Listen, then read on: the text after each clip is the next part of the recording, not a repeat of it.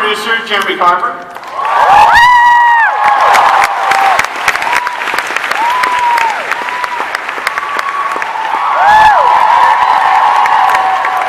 Demon Dean, Jensen actors.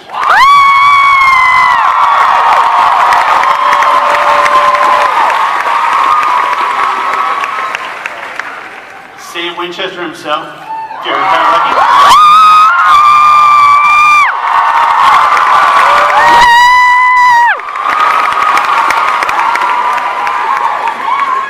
The Angelic Castiel.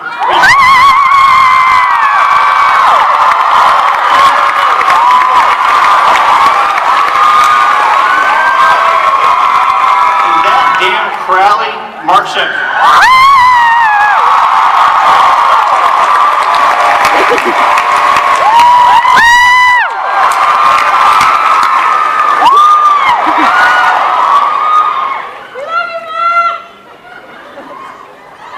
So let's get to the important stuff here.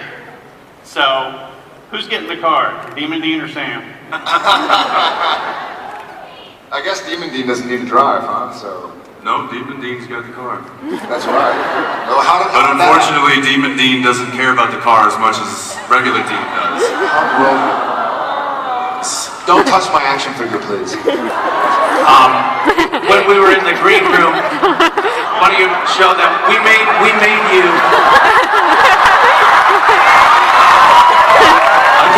I think it's pretty good with such short notice. The likeness is uncanny.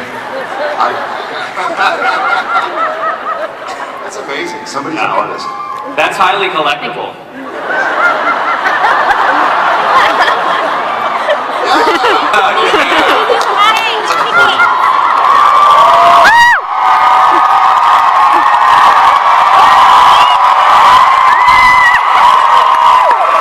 I just put stick one, right? Yes. So season 9 ended, obviously we just saw there. Dean looks a little bit more demonic than usual. How will that, Jeremy, how will that factor into upcoming and historic season 10?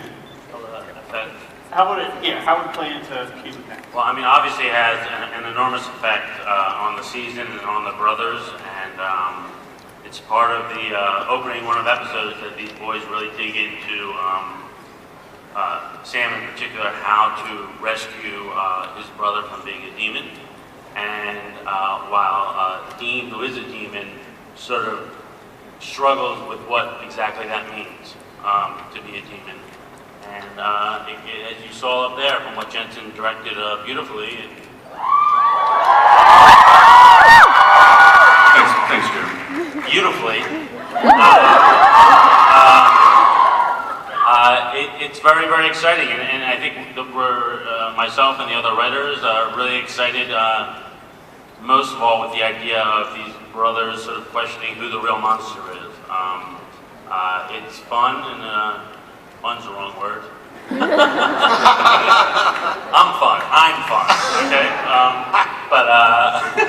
Jeremy needs his computer and autocorrect and... I don't really get out or talk to people much, but no, it's great. It's exciting and very moving and emotional and fun. Yeah. So Jensen, Jerry got to play both possessed Sam and regular original recipe I've played Sam. all freaking sorts of Sams. Yeah, that's true.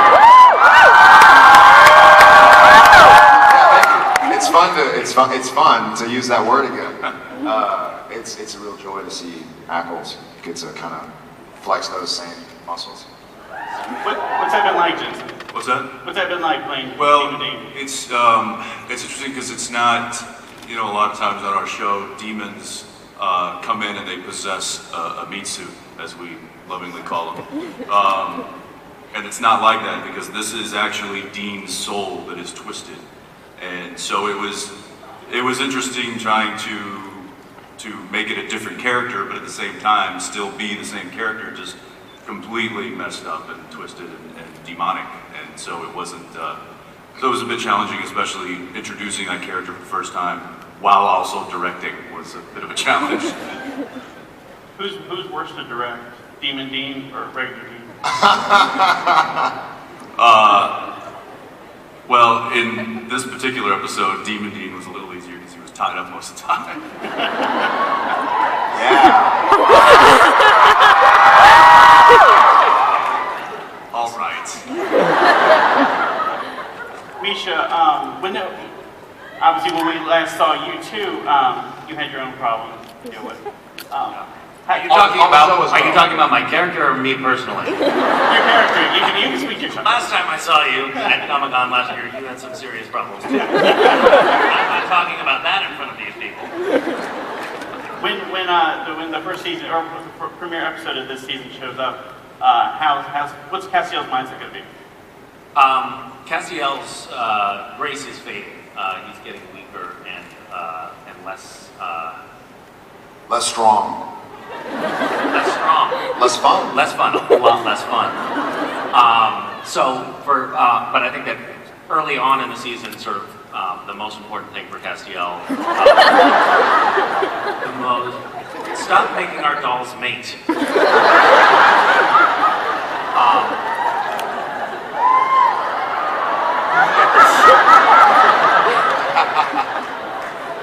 It's highbrow stuff that we bring to you here.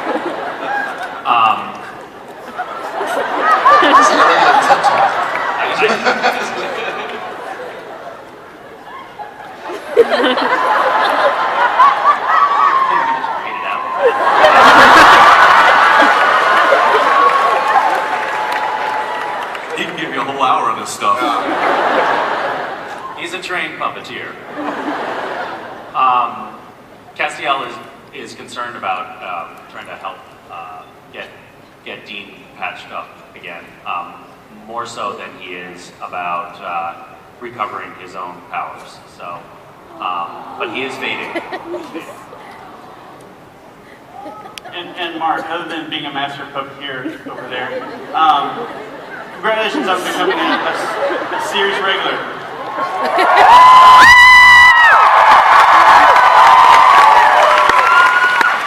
On my show. Gilmore Girls. Great show. My dad was on Gilmore Girls. Was he? Yeah. He played the guy you never saw, the elder with the Oh, that's right. towel Yeah, over his head. That's His right. voice. That's right. How cool. Wait, I have stuff on my You face. guys have got dolls. I don't have a doll. That's so uncool. Sorry, what was the question? What is the relationship between Demon Dean and Crowley going to be? It seems like Crowley's just, I mean, that's right up Crowley's alley, he's having a little buddy now. Well, up his alley. That's the part I was actually getting a little scared, obviously, right up his alley with me. Just put it out. Sorry. I think, well, I mean, nobody's ever going to believe that Crowley didn't know what was going to happen, right? So I think we have to see whether Crowley has any control at all, or whether Crowley's in charge, or what that is. I don't even think we'll have any idea of that until we see the first 3 or 4 seasons to come.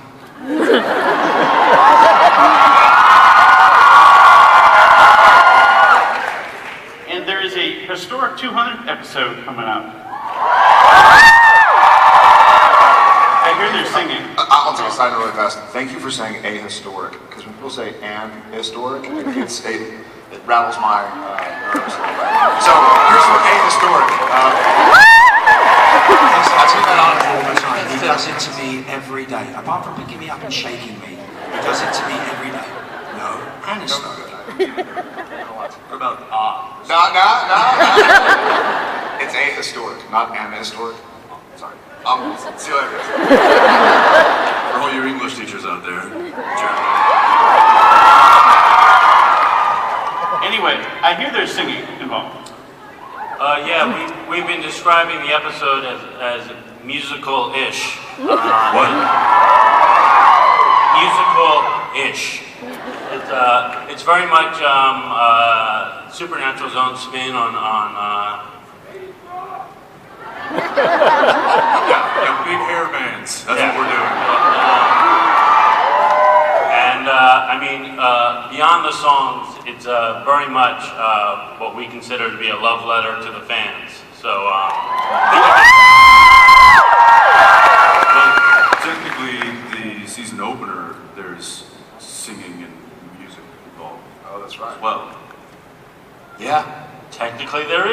lot of singing and music this year. Yeah, you're right. Yeah. And a little rump shaking. A little rump shaking.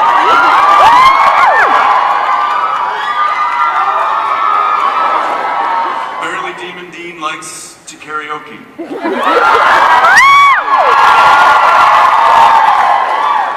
Or does he? I don't know. I just don't know anymore. What about the triplets? What is it? Next question. Jeremy, you mentioned 10 years, and I think most of these people out here have watched every episode at least once. Jensen and Jared, what was that first, doing that pilot episode, what was that like? Take us back 10 years. I don't remember. I don't remember that far back. It was wild. People have actually asked because now we've made it so far, thanks to you guys. And before we kind of go into this, we wanted to kind of say thanks to you guys. I know, hopefully you guys know how much you mean to us, but we try to make sure we tell you guys whenever we see you how truly and legitimately and literally we would not exist and be here if it weren't for you. So thank y'all very much.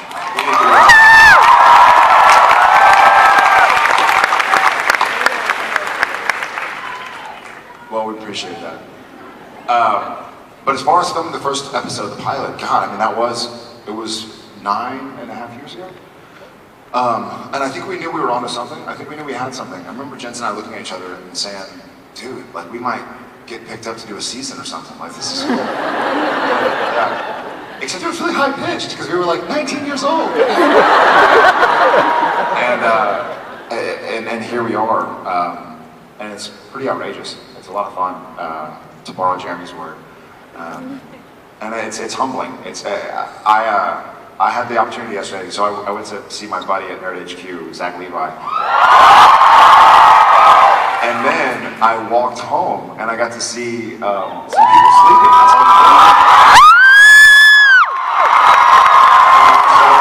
Did I see any of you guys? And it was so cool. The first thing I said is I was like, get a room, and someone looked at me like, shut up, my God! So it was a neat experience, and to feel,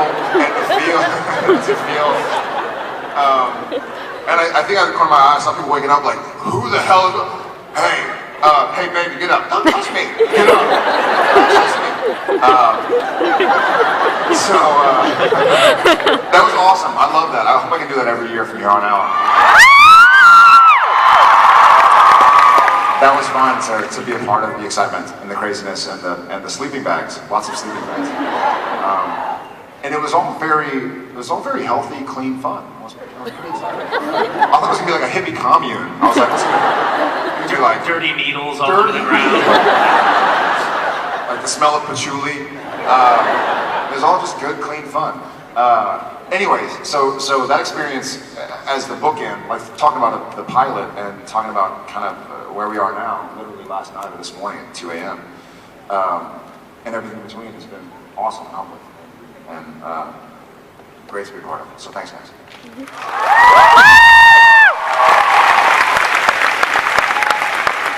Misha, I was just going to add a little something to that. It's amazing looking at the photos of you guys from season 1 because you were children. I mean, you've grown up being a show, which is an amazing thing. Like this is literally your entire adult life.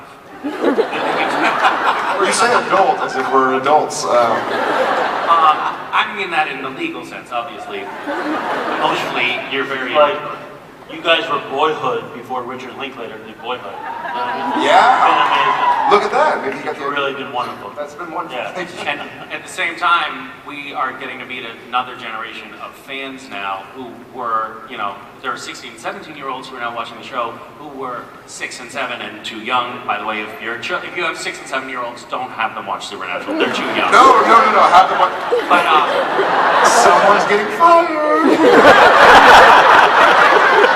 But that's an amazing thing. It's amazing to be a part of something that is actually spanning generations. So. We went out to eat this cast last night, and we had our waiter came up, big, handsome dude, seemed to be, you know, after college. He's like, hey, I gotta say, I've been watching y'all since I was a kid. He said, hey, I just gotta say, my brothers and I, we grew up watching your show. Yeah, and this is a grown man talking to us. Watching your show. How old are you? Like, oh, I'm 22. I'm like, get away from me, you man-child. Do you have any idea how insulting this conversation is?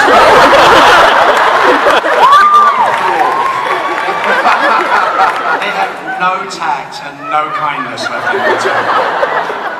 But to bring it back, I think the pilot, from our perspective, we look back on that, we're like, amazing. It's humbling, the fact that that's, you know, it was this little kind of show with a network that was about to merge with another network, and there was a whole bunch of stuff going on, and we just kind of kept our heads down, and we're like, maybe if we don't make too much noise, they'll keep us on the air.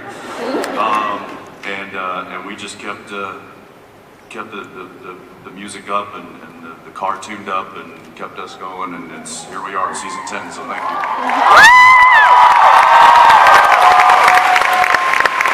Misha, your pal William Shatner's taking the live tweeting Supernatural episodes. Yes. Now, would you like to get him on an episode? On Supernatural? Yeah. That would be great. I mean, obviously, he'd have to audition with everyone else. Actually, harder than anyone else.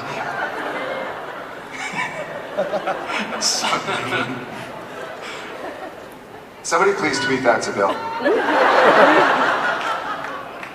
Mark, now that you're a serious regular, we're going to see hopefully a lot more of you.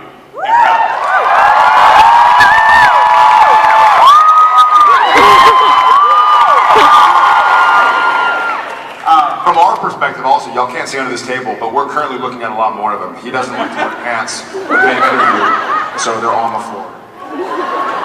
Take it off! Someone just said take it off. What are we gonna learn about Crowley? A little bit, maybe in the first few episodes. First few episodes? Am I in the first few episodes? Yeah. Am I? I'm not dead yet? Not yet. Oh yeah? Oh. What am I gonna learn? Yeah, or what are we gonna learn about Crowley? You're gonna learn about Crowley? Yeah. Well, what is there left to learn? You have to understand that Crowley is always right. The world revolves around Crowley. Most of the other worlds revolve around Crowley. It's just the way it is. You'll catch up eventually. The proverbial. And Jensen, it's interesting to watch Dean over the course of 10 years because obviously there's the relationship with Sam, but then there's been the bromance with Castiel. with Crowley. What is it about your character, how you play that character, that makes him so kind of, you know, easily picked up by other people and just kind of making dynamic duos with other Everybody characters? wants a piece of Dean.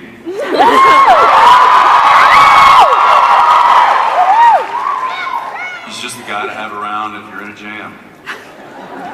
Or if you want to jam.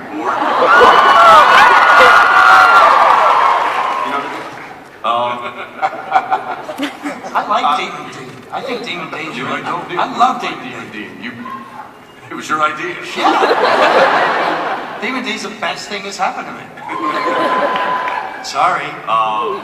But the interesting thing with Demon Dean and Crowley is at some point, Crowley's going to be like, this was a bad. And I don't know why the bromancing or even the romancing with the ladies is kind of always falls Dean's court, but It's in my contract. But I think it's great because you know otherwise I'd just be working with him all day and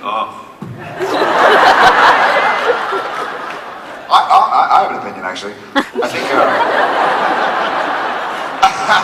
Why was that funny? Come on, no, I do have an opinion. I think going back to your earlier question about the pilot, sort of the way the show was set up from its inception was, I mean, Sam very much wanted to be a homebody. He had a girlfriend, he wanted to go to school, he wanted to college, and Dean was the Han Solo, swashbuckling, random man, kind of all over the place. And so I think that lends itself to, like you said, I mean, he's a traveler, he's a wanderer, and that difference between Sam at his core and Dean at his core is, I think, a lot what kind of drove Supernatural in the first couple seasons, and what still kind of echoes in our current seasons. So I think that's one of the reasons why Dean seems to have more relationships outside of Sam than Sam does outside of Dean. And I think that's the nature of, he's on the road, you know? I mean, he showed up at Sam's dorm room. Sam's going, I haven't seen you in years, what in the world? But he's got his car, and that's all he wants, and he meets people in towns, and Sam, and that sort of juxtaposition is what put us where we are. Well, and you've spent, obviously, it's 10th season as Sam now, and you've gone to hell and back with this character. Literally. Yeah, literally. And every now and again we have, sorry to interrupt, every now and again we have people on the show, guest stars, they're like, I'm so excited to do the show, I've been auditioning for 7 years, I'm really happy to be a part of this show, I'm so excited, but I die. And we're like, don't worry, that means you're going to come back. We joke that you're more likely to come back in Supernatural if you die than if you live. Greek? Kevin?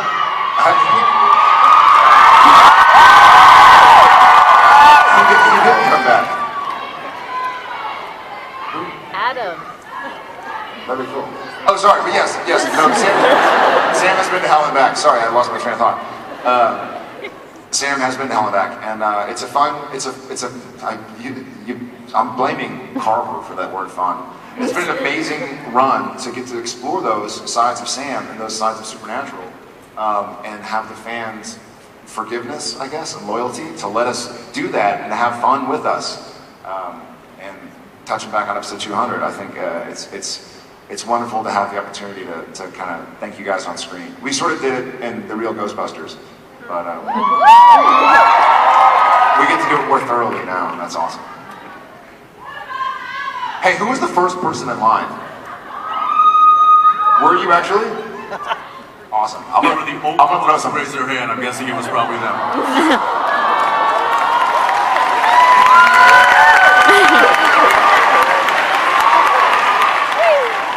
Okay, and Who was